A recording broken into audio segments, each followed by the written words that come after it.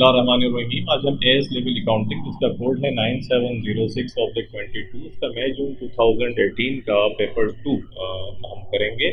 और पेपर 2 में question number 1 से लेके 3 तक ऑलरेडी रिकॉर्डेड है, आपको क्राचियंस एकेडमी के यूट्यूब चैनल की प्लेलिस्ट में मिल जाएंगे। इसके अलावा 2021, 2020 और 2019 ये सारे अटैम्प्ट के पेपर जो 3 अटैम्प्ट हैं वो सब मैंने कराए हैं, और वो भी ज़रूर देखें जाके प्रैक्टिस के लिए। It's very good material. और इसके अलावा 2017 तक आई थिंक जो पेपर 1 है आपका मल्टीपल चॉइस का वो भी मैंने कराया हुआ है, तो उसको भी देखें। आपको कोई चीज़ प्रॉब्लम पड़ती है तो फिर कमेंट्स के अंदर लिखें।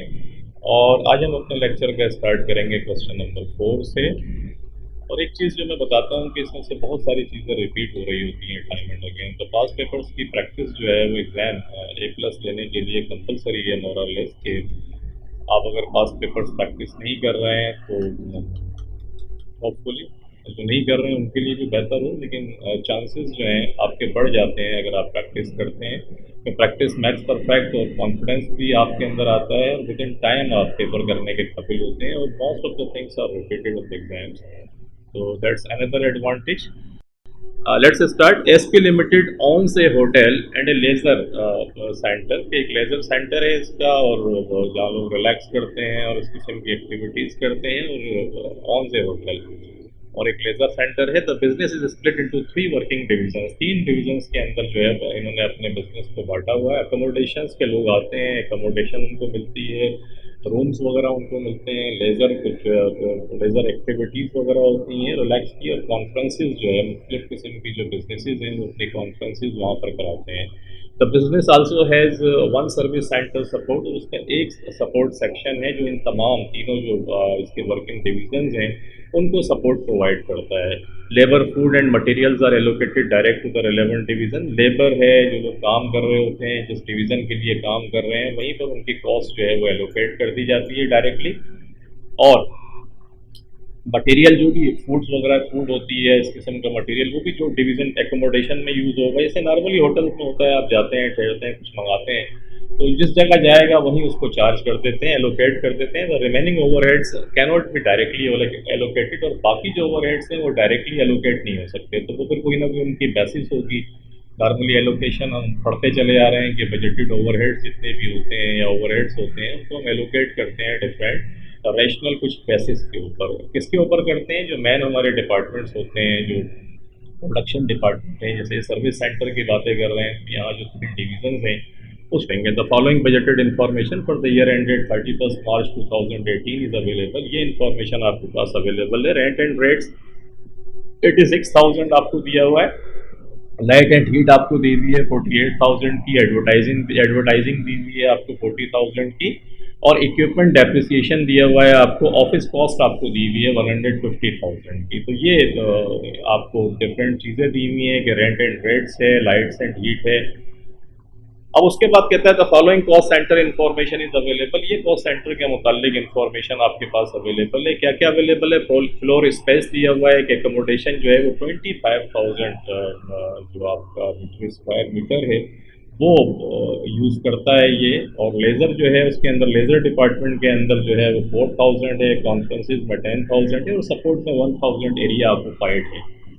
इक्विपमेंट की वैल्यू आपको दी हुई है, नंबर ऑफ एम्प्लॉइज़ दिए हुए हैं, और किलोवाट आवर्स दिए हुए हैं। बजटेड गेस्ट डेज दिए हुए हैं कि जो नॉर्मली जो गेस्ट आके रुकेंगे एकोमोडेशन में 12,000 गेस्ट डेज जो है वो गेस्ट नॉर्मली रुकेंगे। आप कहेंगे 12,000 कैसे हो गए? क्योंकि डिफरेंट कमरे हैं, उनके रूम्स होंगे बहुत सारे। उन रूम्स के अंदर लोग जब रुकेंगे तो अगर आप डेज शुमार करें रूम के हिसाब से तो 365 एक दिन के अंदर होते हैं, लेकिन नंबर ऑफ रूम्स अगर ज़्यादा हैं आपके, और ये पूरे साल का डेटा है, तो इसके अंदर 12,000 डेज जो है वो गेस्ट स्टे करेंगे। एकोमोडेशन में लेज़र एक्टिविटीज़ जो है वो 3,000 गेस्ट यूज़ करेंगे, और कॉन्फ्रेंसेज जो है तकरीबन 5,000 गेस्ट इस फैसिलिटी को यूटिलाइज करेंगे। Advertising and office cost are apportion on the basis of budgeted guest days. ये इसने खुद ही बता दिया कि एडवर्टाइजिंग एंड ऑफिस कॉस्ट जो है आपकी वो बजटेड गेस्ट डेज के ऊपर जो है वो एलोकेट होगी। बजटेड गेस्ट डेज आपके ये दिए हुए हैं।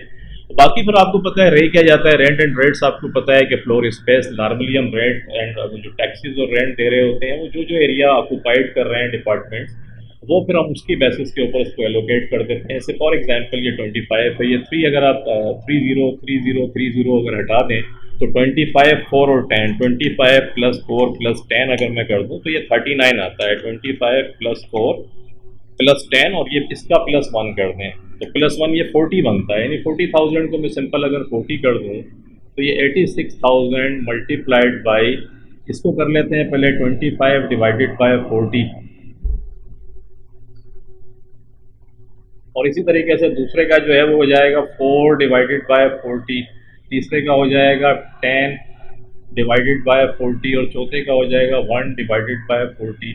ये एलोकेशन हो जाएगी। तो 86 मल्टीप्लाइड बाय 25 डिवाइडेड बाय 40 में कर दूँ तो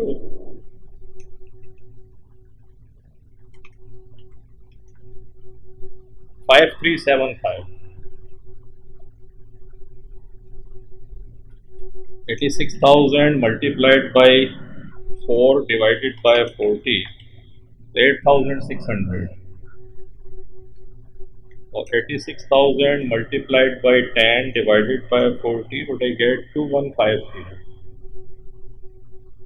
or 86 multiplied by 1 divided by 40 would I get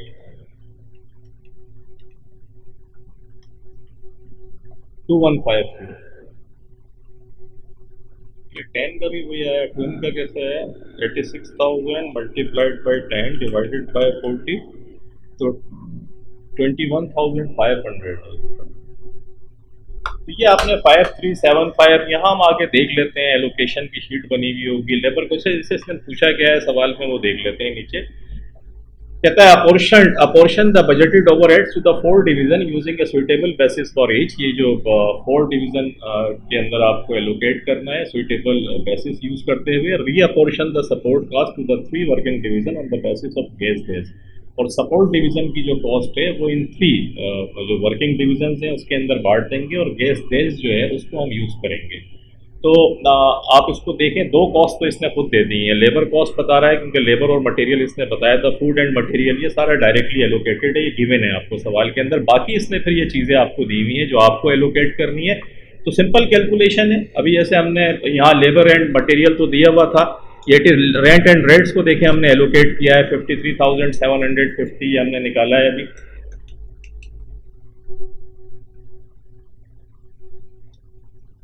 और 8,600 ये हमने दूसरे का निकाला, तो ये 8,600, 21,500 हमने यहाँ का निकाल लिया कॉन्फ्रेंस का, और 2150 हमने निकाला था अभी आपके सामने सपोर्ट फंक्शन का।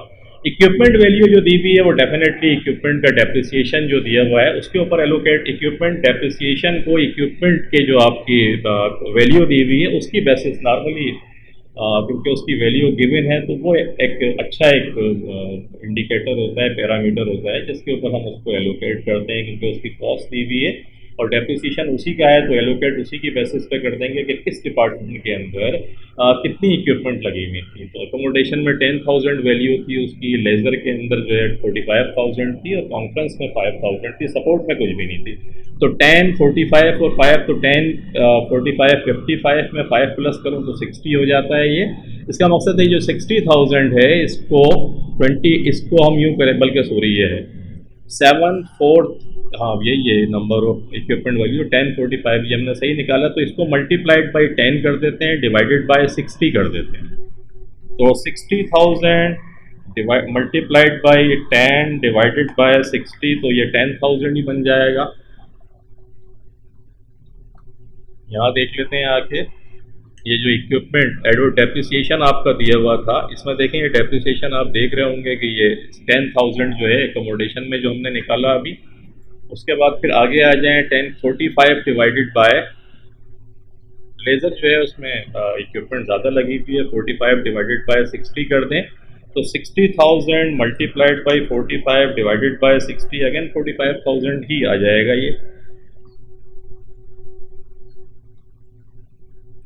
देखें ये 45,000 आपको नज़र आ रहा होगा यहाँ पे, ये लोकेट कर दिया इस तरीके से। उसके बाद तीसरा है 5, तो 5 अपॉन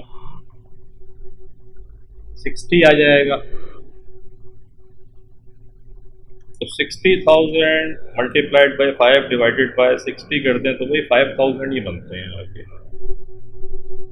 तो ये 5,000 आपने देखा कि इसको एलोकेट हो गया, तो ये दूसरी आपके पास एलोकेशन आ गई। नंबर 3 में आ जाते हैं। नंबर 3 आपको दे रहा है इक्विपमेंट डेप्रिसिएशन आपने कर लिया। Office lead light and heat, देखिए लाइट एंड हीट जो है उसके लिए बेहतरीन इंडिकेशन जो है वो आपका क्या होगा, किलोवाट आवर्स आपको दिए हुए हैं कि कितने किलोवाट आवर्स जो है इस्तेमाल हुई लाइट एंड हीट, वो आपको यहाँ है 743।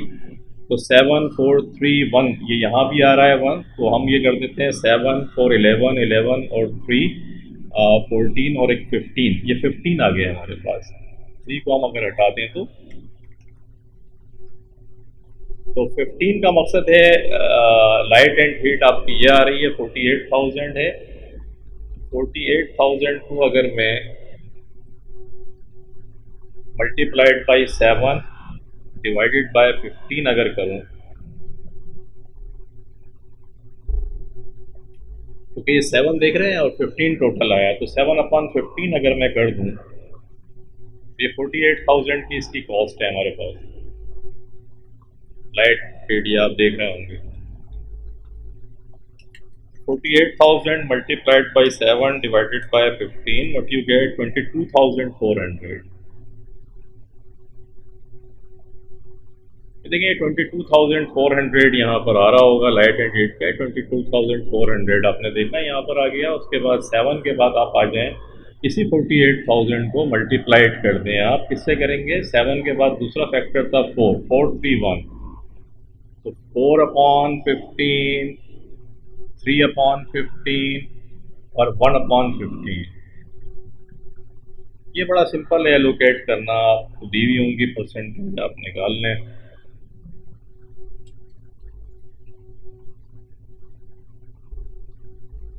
तो 48,000 multiplied by 4 divided by 15, what you get 12,800.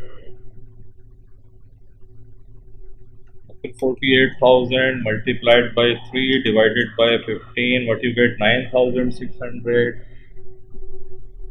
और 48,000 divided by 15, 3,200। ये आपने निकाल लिया। 12,800 आपको नज़र आ रहा होगा, 9,600 और 3,200 जो हमने यहाँ पर कैलकुलेट करे। ये आपके पास कैलकुलेशन आ गई। कैलकुलेशन आने के बाद में अब आप क्या करेंगे,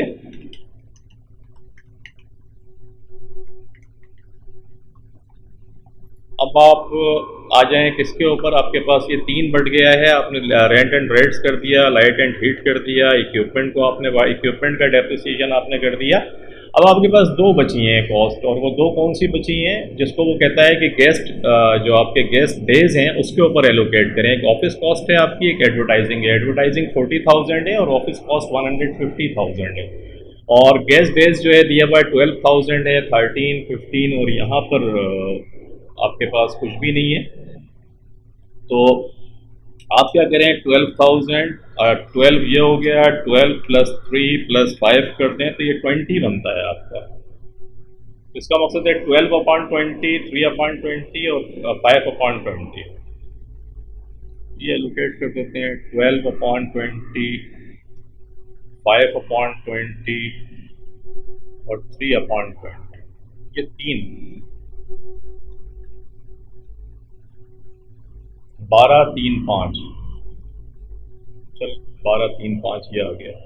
तो इसकी एक कॉस्ट आपके पास है, कितनी है यहाँ देख लेते हैं। एक है कॉस्ट आपकी 150 और 40,000।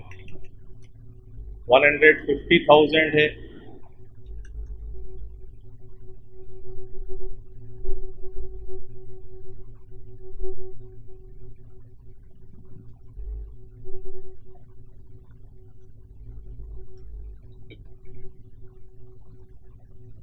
$150,000 को मल्टीप्लाई करेंगे एक दफ़ा इससे, और एक दफ़ा 40,000 को इन्हीं फैक्टर से मल्टीप्लाई करेंगे, याद रखिएगा। तो 150,000 मल्टीप्लाइड बाई 12 डिवाइडेड बाय 20, ये 90,000 आ गया।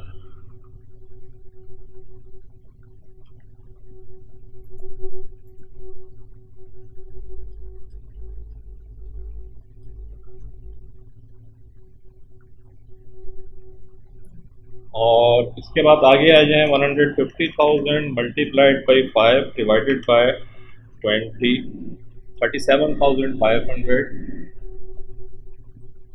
और 150,000 multiplied by 3 divided by 15, what you get 30,000.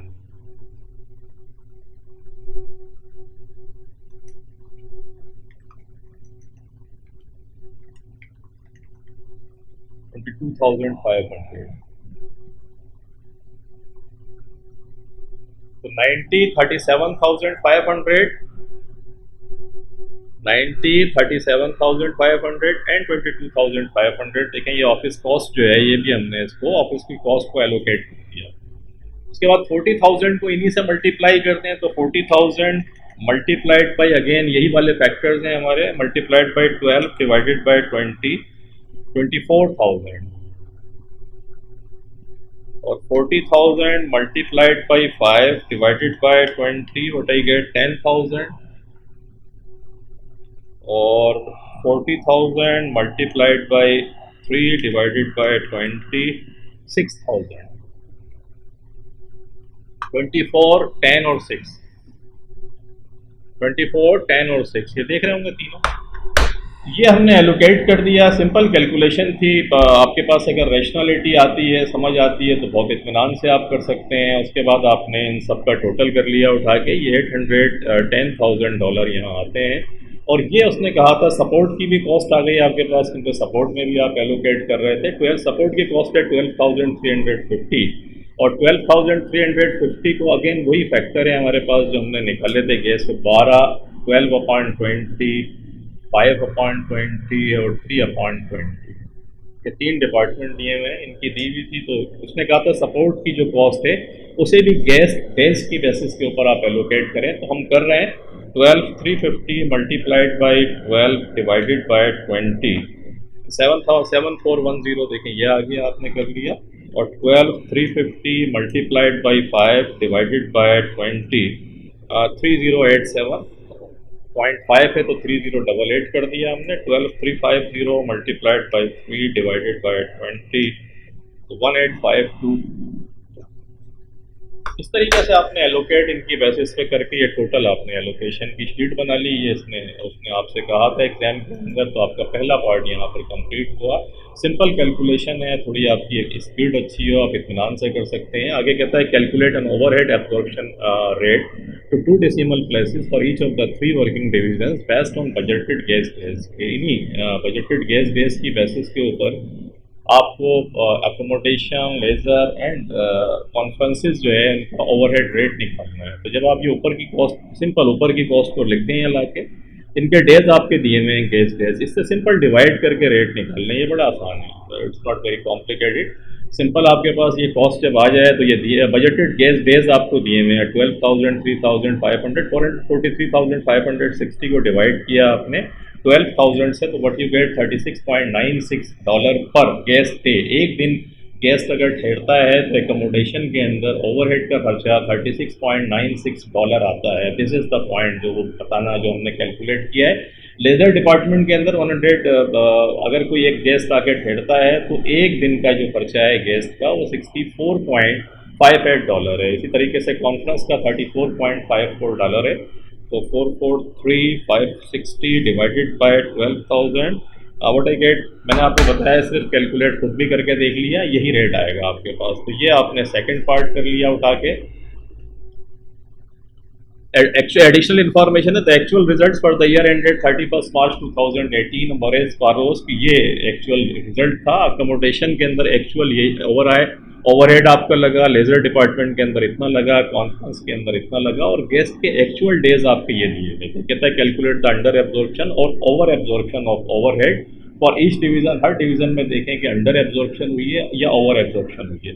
देखिए बजटेड हमारे पास ओवरहेड के रेट आ गए हैं, उनको इसके ऊपर अप्लाई करके हम क्या करेंगे, बजटेड ओवरहेड निकाल लेंगे और उसको फिर कंपेयर कर लेंगे इससे. तो देख लेते हैं क्या होता है. तो सिंपल कंसेप्ट है, जो बजटेड ओवरहेड का रेट आपने निकाला है उसको इनसे मल्टीप्लाई करें एक्चुअल घंटे जो दिए हैं. Actual hours 13,200, 3,600 and 5,800 are given in the question. ये गिवन है.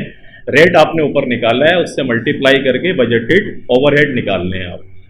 एक्चुअल ओवरहेड आपको दिया हुआ था उसमें।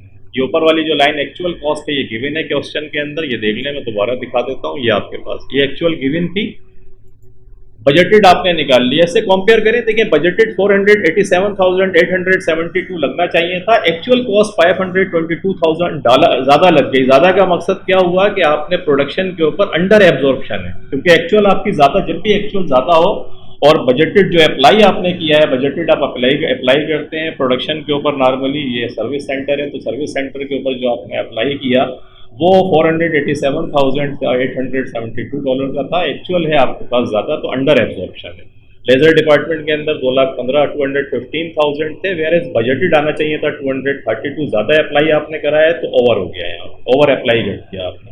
196 एक्चुअल था, 200 अप्लाई किया तो ये भी ओवर हो गया। तो दो डिपार्टमेंट के अंदर, लेजर एंड कॉन्फ्रेंसिस डिपार्टमेंट जो है, इनके अंदर ओवर एब्जॉर्प्शन है और एकोमोडेशन में अंडर एब्जॉर्प्शन है। और कंसेप्ट वही है जो मैंने आपको बताया।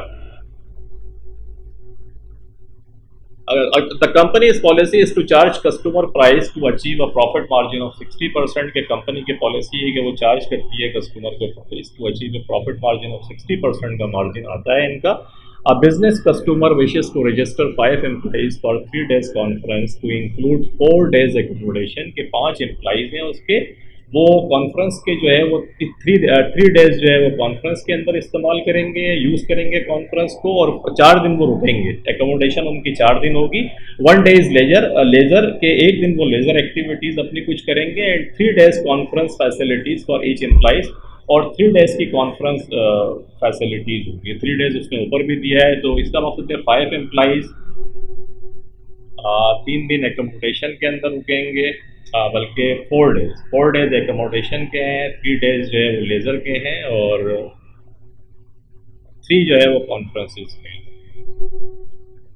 तो 3 कॉन्फ्रेंस, इसका मतलब 3 डेज और 1 जो है वो लेज़र एक्टिविटीज़ का है बल्कि इनका।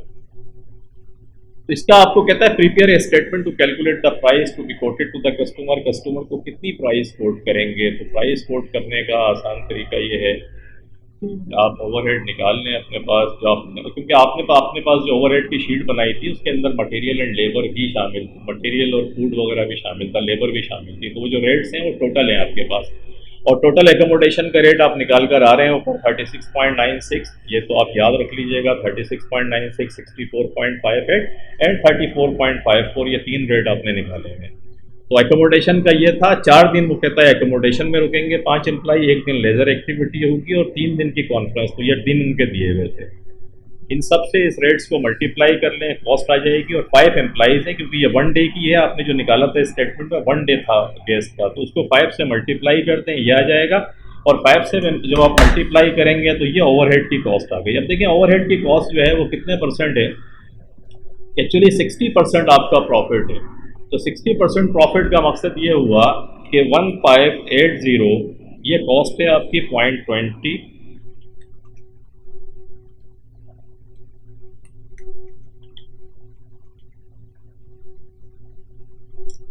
ये जो कॉस्ट है ये, क्योंकि वो कहता है कि प्रॉफिट जो कॉस्ट है उसका 60% प्रॉफिट होगा, तो इसका मकसद है ये जो कॉस्ट है ये 40% है, याद रखिएगा, क्योंकि 60% ये है तो 40% ये हो गया। आपके पास ये वाली फिगर नहीं पता, अभी प्रॉफिट आपको नहीं पता है और प्राइस टू बी कोटेड नहीं पता, लेकिन ये पता है कि 1580.20 जो है वो एक्चुअली आपको पता है कि ये हमारे पास 40% है, तो 100% आपको निकालना है ताकि आपके पास प्राइस टू बी कोटेड आ जाए और 40 से डिवाइड कर दें।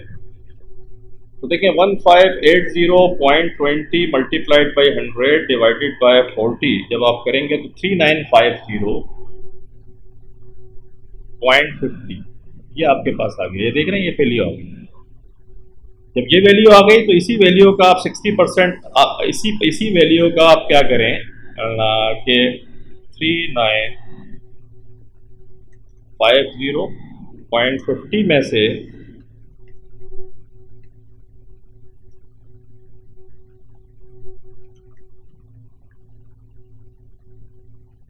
इसका देखें ये 2370 आपके पास, इसका अगर 60% निकालेंगे तो देखें उसने कहा क्या था आपसे, प्रॉफिट मार्जिन की बात करी थी इसने, प्रॉफिट मार्जिन हमेशा किस पे लगता है, सेलिंग प्राइस पे लगता है। This is the point. अगर वो कॉस्ट के ऊपर कहता कि ये आपका जो है वो इसके ऊपर मार्कअप लगाएं तो बड़ा आसान था, हम डायरेक्ट इसी के ऊपर अप्लाई कर देते, लेकिन वो कहता है प्रॉफिट मार्जिन। तो प्रॉफिट मार्जिन का मकसद है हमें प्राइस टू बी कोटेड निकालनी पड़ेगी, इसीलिए मैंने 100/40 करके ये टोटल प्राइस निकाली। इसका जब 60% निकालेंगे तो एग्जैक्टली 2370.3 ये ट्रिकी पॉइंट था, इसको याद रखिएगा कि प्रॉफिट मार्जिन है, मार्कअप नहीं है। मार्कअप होता तो डायरेक्ट इसी के ऊपर अप्लाई कर देते। ये अल्टरनेटिव कैलकुलेशन है कि अगर 5 से यही मल्टीप्लाई कर दें तो आ जाएगा। इधर में आप देख लें जो आपको आसान लगता है। ये आसान था, इस तरीके से कर लें, उसके बाद आगे आ जाएं।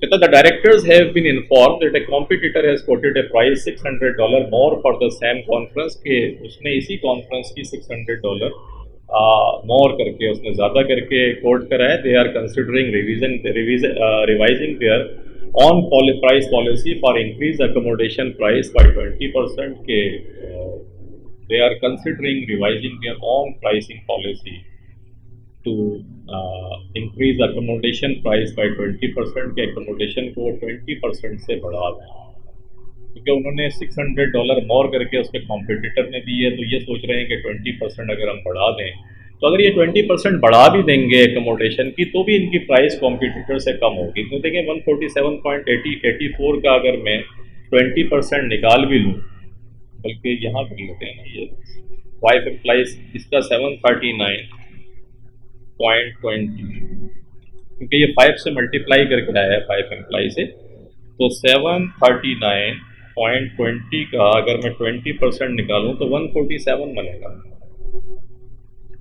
और 147 जो है और कॉम्पिटिटर जो है वो $600 मोर कर रहा है, तो इसका मकसद है अभी भी अगर हम इस प्राइस को बढ़ा भी दें तो भी हमारी प्राइस कॉम्पिटिटर से कम होगी। Advise the director whether or not they should increase their accommodation prices, given reason for your answer, कि करना चाहिए नहीं करना चाहिए इनको।